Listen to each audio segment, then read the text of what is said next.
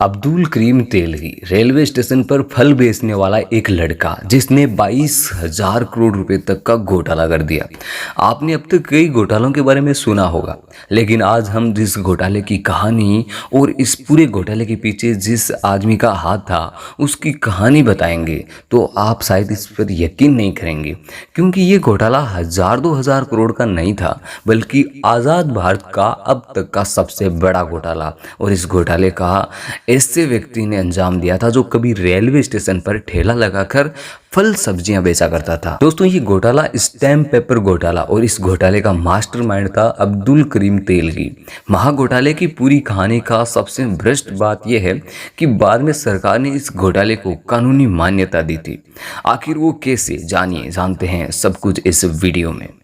आज आपको अब्दुल करीम तेलगी की कहानी बताएंगे, जहां आपको इसी स्टाम्प पेपर घोटाले और इसके बाद के मास्टरमाइंड अब्दुल करीम तेलगी की पूरी कहानी डिटेल में बताई जाएगी। दोस्तों, 29 जुलाई 1961 को कर्नाटक के बेलगांव शहर खानपुर में एक रेलवे कर्मचारी के घर अब्दुल करीम तेलगी का जन्म हुआ।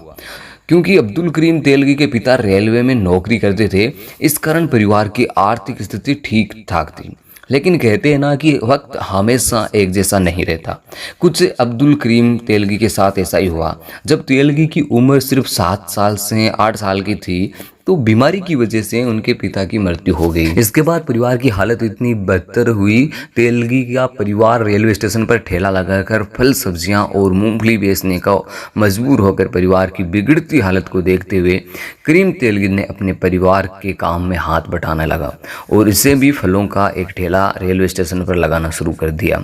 पिताजी के गुजरने के बाद आर्थिक स्थिति बहुत खराब हो चुकी थी और दिन भर फल बेचने के बावजूद पूरा परिवार सिर्फ अपने पेट भरने लायक ही पैसा जमा कर पाता था। इसकी वजह यह थी कि जिस रेलवे स्टेशन पर लोग फल बेचा करते थे वहां दिन में केवल 12 ट्रेन रुकती थी। परिवार की आर्थिक स्थिति भले ही बहुत अच्छी नहीं थी, लेकिन तेलगी को पढ़ने का बहुत शौक था, इसलिए उसने खानपुर में सूर्योदय विद्यालय में एडमिशन ले लिया और फिर इंग्लिश मीडियम स्कूल में पढ़ाई करने लगा। स्कूल की फीस को दिन भर फल बेचकर जमा करता था।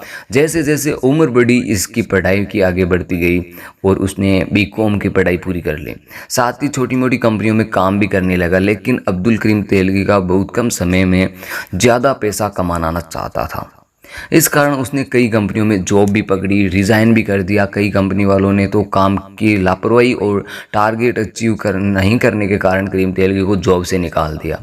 इसी भागदौड़ के बीच में मुंबई आ गया और फिर वहाँ जहाँ विदेश जाने का ख्याल आया, क्योंकि उसके आसपास के कई लड़के सऊदी अरब में नौकरी कर रहे थे, जहाँ पर भारत के मुकाबले अच्छा पैसा लेते थे। दूसरों को देखकर तेलगी की भी सऊदी अरब चला गया। उसने 7 साल तक काम किया और अच्छे पैसे जमा कर लिए।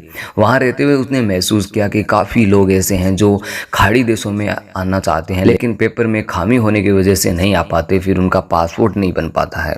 इसलिए वो सऊदी अरब से वापस आया तो कर्नाटक से मुंबई आ गया। मुंबई में इसने अरेबियन मेट्रो ट्रेल्स नाम की एक कंपनी शुरू कर दी। इस कंपनी में फर्जी पासपोर्ट बनाकर लोगों को विदेश भेजना का धंधा चलने लगा। कमाल की बात यह थी कि लंबे समय तक वह फर्जी पासपोर्ट का धंधा करता रहा, लेकिन पकड़ में नहीं आया। इस कारण इसका बिजनेस बढ़ता चला गया और फर्जी पासपोर्ट से बढ़कर अब्दुल करीम तेलगी ने लोगों को फर्जी वीज़ा, एग्रीमेशन सर्टिफिकेट बेचने शुरू कर दिए। जिसका पासपोर्ट कहीं नहीं बनता था, उसका पासपोर्ट चंद घंटों में तेलगी के ऑफिस में बन जाता था। और कमाल की बात यह होती थी कि उस पासपोर्ट पर लोग बाहर भी चले जाते थे। जब तेलगी का बिजनेस काफ़ी फल फूल रहा था, तभी किसी ने सरकारी एजेंसियों को खबर कर दी और आखिरकार तेलगी 1991 में पहली बार फर्जी पासपोर्ट बनाने के आरोप में सलाखों के पीछे पहुंच गया। जेल जाने के बाद में अक्सर लोगों की जिंदगी तबाह हो जाती है, लेकिन करीम तेलगी को जेल में करोड़ों रुपए का कमाने का आइडिया आया। दरअसल जेल में तेलगी की मुलाकात रामरतन सोनी से हुई। रामरतन कलकत्ता का रहने वाला था और ये कलकत्ता में स्टैम्प पेपर का बिजनेस किया करता था। जेल में रहते हुए रामरतन सोनी और अब्दुल करीम तेलगी के बीच में दोस्ती बढ़ी। दोनों फ्यूचर के बारे में प्लानिंग कर रहे थे। इसी दौरान सोनी ने तेलगी को स्टाम्प पेपर जुड़े फर्जीवाड़े के बारे में समझाया। साथ में उसने कहा कि अगर कुछ करना ही है तो स्टाम्प पेपर जुड़ा बिजनेस कर। इसमें ना तो कोई खून खराबा और ना ही कोई मारकाट, फिर भी इसमें बेतहासा पैसा है।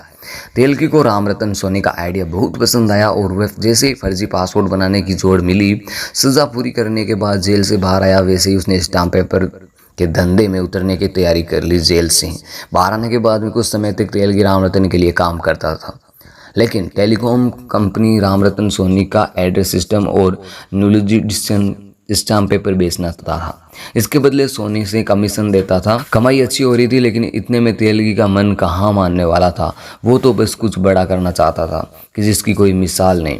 इसलिए पहले वह अच्छे से रिसर्च करता कि स्टाम्प पेपर क्या है, इसका बिजनेस कैसे कर सकते हैं, इसमें जालसाजी धोखेधड़ी की क्या गुंजाइश है। सारी बारीकियों को समझने के बाद तीन से पहले स्टाम्प पेपर बेचने का सरकारी लाइसेंस करता।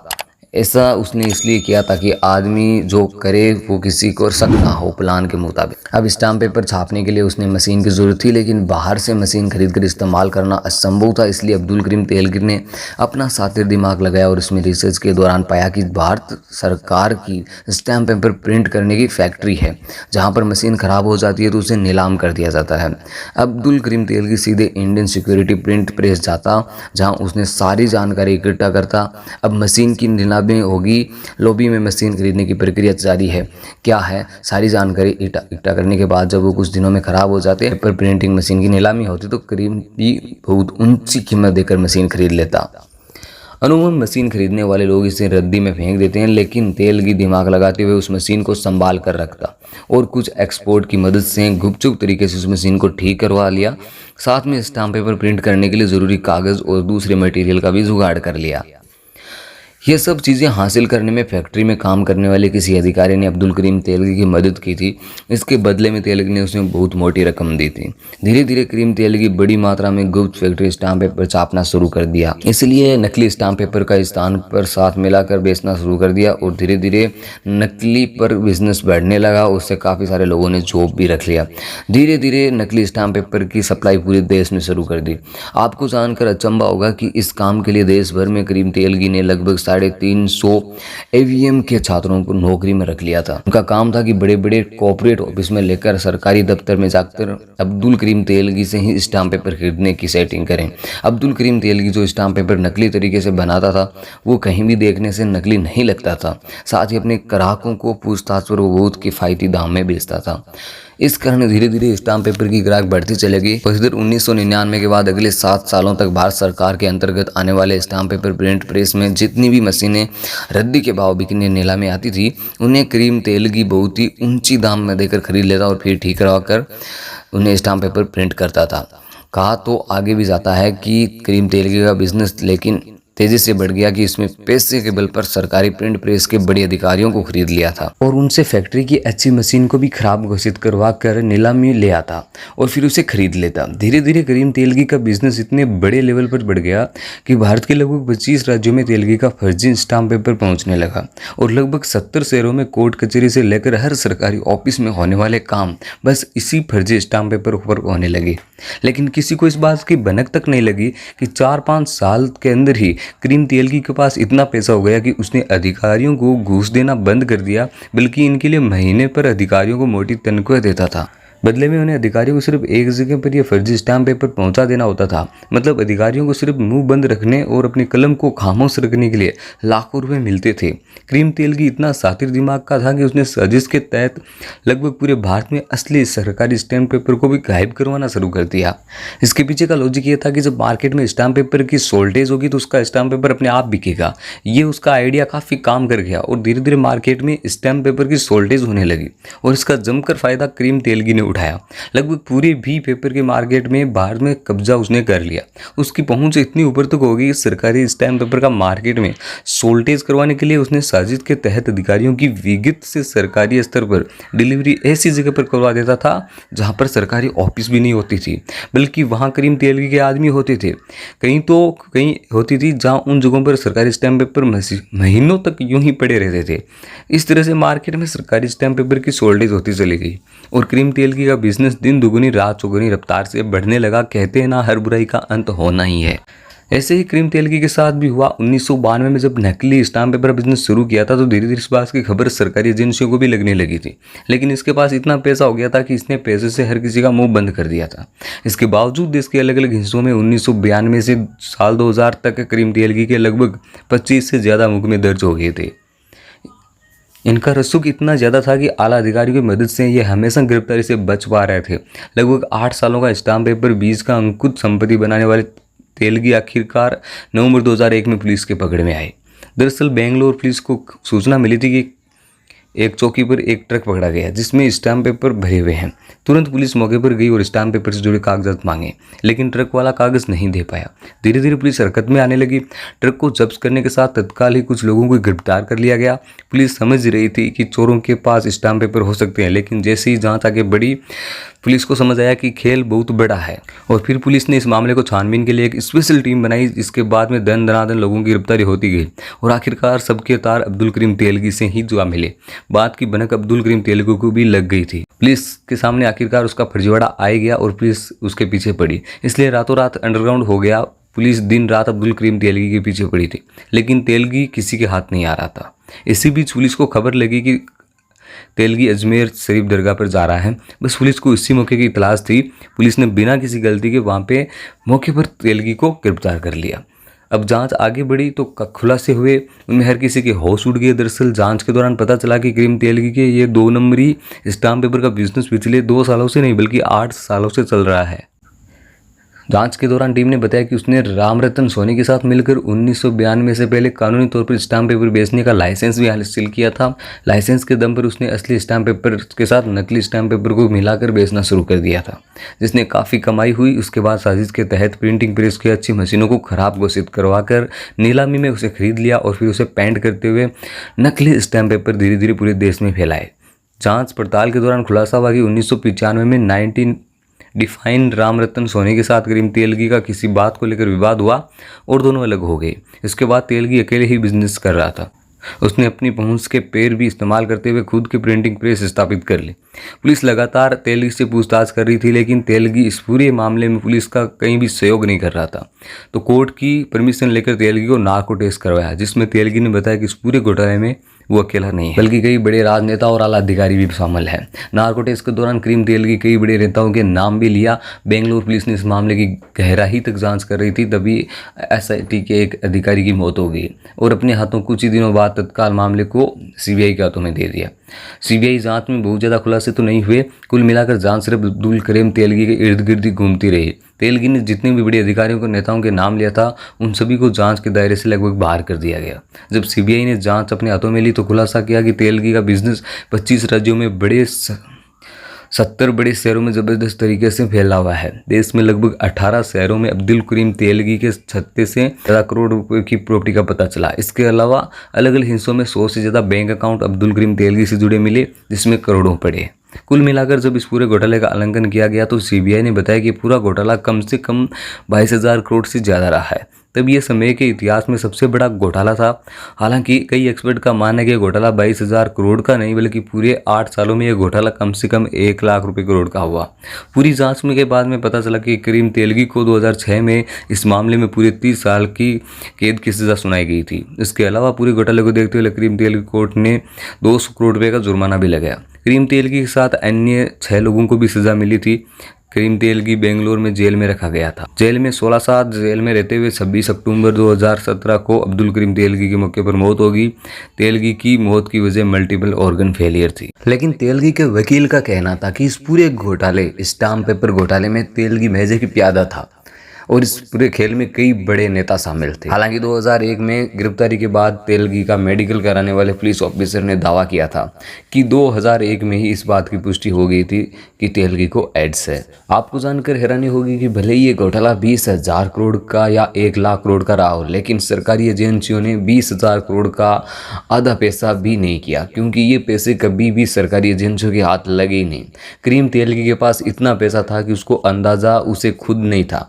कई बार जांच में उससे पूछा गया कि उसकी कुल संपत्ति कितनी होगी, तो उसने हमेशा अपनी कुल दौलत बताने में असमर्थता बताई। आपको जानकर यह भी आश्चर्य होगा कि अब्दुल करीम तेलगी अपनी ज़्यादातर पैसे बोरे में भरकर रखता था, इसलिए जब किसी कुल पैसों के बारे में उसे पूछा जाता तो बस यही बताता कि उसके पास कितने बोरे हैं। इनसे पूरे पैसे कभी नहीं गिने और वो इस बारे में जितने भी पैसे होते थे वो बोरे में भरता था। इसकी गिनती केवल बोरों में होती थी। करीम तेलगी के पास इतना पैसा था कि इस बात का अंदाज़ा आप इससे लगा सकते हैं कि तेलगी के साथ आरोप में एक पुलिस कांस्टेबल को गिरफ्तार किया था। उस पुलिस कांस्टेबल की सैलरी केवल 9,000 रुपये महीना थी उस टाइम, लेकिन जब जांच की गई तो पता चला उसके पास 200 करोड़ रुपए की प्रॉपर्टी के कागजात मिले। यह पैसा घूस के तौर पर तेलगी ने उसे दिया था और इसी तरह से तेलगी के लिए काम करने वाले इंस्पेक्टर के पास 200 करोड़ से ज़्यादा की संपत्ति का पता चला। अब आप समझ सकते हो कि जब मामूली प्यादे 100-200 करोड़ रुपए में खेल रहे हैं तो करीम तेलगी की प्रॉपर्टी कितनी रही होगी। अलावा आप वैसे तेलगी 30 साल की कठोर कारावास की सज़ा मिली थी, मतलब कि उसे जेल के दिन रात काम करते हुए सज़ा काट रहा था। लेकिन उसके पास इतना पैसा ज़्यादा था कि बड़े बड़े अधिकारी ने उन्हें खुलासा किया था कि जेल में काम करने की बजाय उसकी तेल मालिश के लिए रोज़ाना 3-4 लोग आते थे। साथ ही पैसों के बल पर जेल के अंदर उसके लिए हर तरह की सुख सुविधाएं उपलब्ध होती थी। यहाँ भी कह भी जाता है कि आमतौर पर लोग मुट्ठी बंद करके उसके पैसे देते थे, लेकिन करीम तेलगी के बारे में पैसे भर के देता था, इसलिए कोई भी अधिक नहीं कहता था। हर क्रिमिनल की एक ना एक लव स्टोरी ज़रूर होती है। ऐसी एक लव स्टोरी अब्दुल करीम तेलगी की भी थी। अब्दुल करीम तेलगी अय्याशी का बहुत बड़ा शौकीन था। ये मज़े करने के लिए उसे रात को बार में चला जाया करता था। हमेशा की तरह रात मुंबई के मशहूर टॉपलेस बार में गया, जहाँ उसकी नज़र एक ऐसी डांसर पर गई जिसको देखकर करीम तेलगी इस कदर फिदा हो गए कि उसने सिर्फ एक रात उस डांसर पर 93 लाख रुपये लुटा दिए। आज भी जब लोगों की ज़िंदगी भर की कमाई भी आप देखोगे तो 93 लाख रुपये नहीं होती। वहाँ करीम तेलगी ने एक रात में बार डांसर पर 93 लाख रुपए उड़ा दिए और इस डांसर का नाम भी था तुरमुन खान। जब तुरमुन खान के बारे में थोड़ी जानकारी जुटाई गई तो पता चला कि उसे मुंबई में ही दंगों में तुरमुन खान का पूरा परिवार तबाह हो गया था। पिता की मृत्यु हो गई थी और जूस की दुकान थी, उसे लूट लिया गया था। मजबूरी में बार डांसर के तौर पर काम करती थी। जब तेलगी की नज़र तुरमुन खान पर पड़ी तो उनकी पूरी ज़िंदगी बदल गई और देखते ही देखते हुए पूरे मुंबई की सबसे अमीर डांसर बनना तुरमुन खान को तेलगी के दिलो जान से चाहने लगा। लेकिन किसी वजह से दोनों की शादी में आगे चलकर तेलगी ने शाहिदा तेल से शादी कर ली, जिससे करीम तेलगी का एक बेटा और एक बेटी। 2017 में जब तेलगी की मृत्यु हो गई तो 2018 में नासिक स्टेशन पर कोर्ट में तेलगी और उनके सहयोगी पर चल रहे सभी केसों को ख़त्म कर दिया और सभी मामलों से तेलगी को बरी कर दिया गया। हालांकि 2018 में एक बार करीम तेलगी उस समय चर्चा में आया जब तेलगी की पत्नी कोर्ट में एक याचिका दायर करी। उसके पति करीम तेलगी ने वसीयत की है कि मेरे मरने के बाद घोटाले की जमा की गई दौलत से जो भी ज़मीन खरीदी गई है उसे सरकार को वापस कर दिया जाए। भले ही करीम तेलगी इस दुनिया से चला गया हो, लेकिन इस घोटाले से जुड़ा एक सवाल है जिसका जवाब आज तक नहीं मिल पाया है।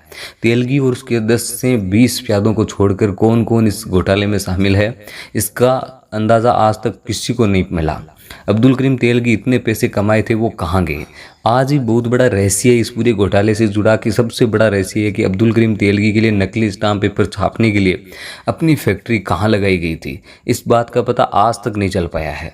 चलिए हम आपको बता दें आखिर सरकार पूरे घोटाले को कानूनी तौर पर कैसे मान्यता दी। दरअसल जांच के दौरान खुलासा हुआ कि 1992 से 2000 तक देश में जितने भी स्टाम्प पेपर यूज में आए उनमें अधिकतर नकली थे।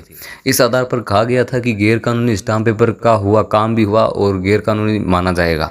यह पहले तो था। जैसे अगर किसी ने कोर्ट मैरिज की तो उसे स्टाम्प पेपर दिया गया था, वह नकली था तो उसकी शादी नकली मानी जाएगी। इस तरह से खरीद बिक्री में अब्दुल करीम तेलगी का नकली स्टाम्प पेपर यूज किया गया, वह खरीद बिक्री भी नकली हुई ना। कुल मिलाकर 8 सालों में जिस काम से स्टाम्प पेपर का इस्तेमाल किया गया था उन सभी पर गैर कानूनी होने के तलवार लटकने जैसे लगे। ऐसे में हजारों शादियां टूटने का कगार पर आ गई, साथ ही हजारों बिजनेस बंद होने के कगार पर आ गए, कोर्ट कचहरी तक सवालों के घेरे में आ गए। सारे हालातों को देखते हुए आखिरकार सरकार ने फैसला किया कि 1992 में 2000 तक भले ही नकली स्टैम्प पेपर इस्तेमाल हुआ हो, लेकिन कानूनी तौर पर वे सभी वैध माने जाएंगे। इस तरह से नकली स्टैम्प पेपर जो कानून था उसको मान्यता दी गई थी। दोस्तों आपको क्या लगता है इस पूरे हजारों करोड़ रुपए के घोटाले को अब्दुल करीम तेलगी वे अकेले नहीं अंजाम दिया या फिर उसमें बड़े नेता शामिल रहे हो? कमेंट बॉक्स में अपनी राय जरूर बताएं। वीडियो को लाइक, चैनल को सब्सक्राइब जरूर करके जाएं। Thank you for watching.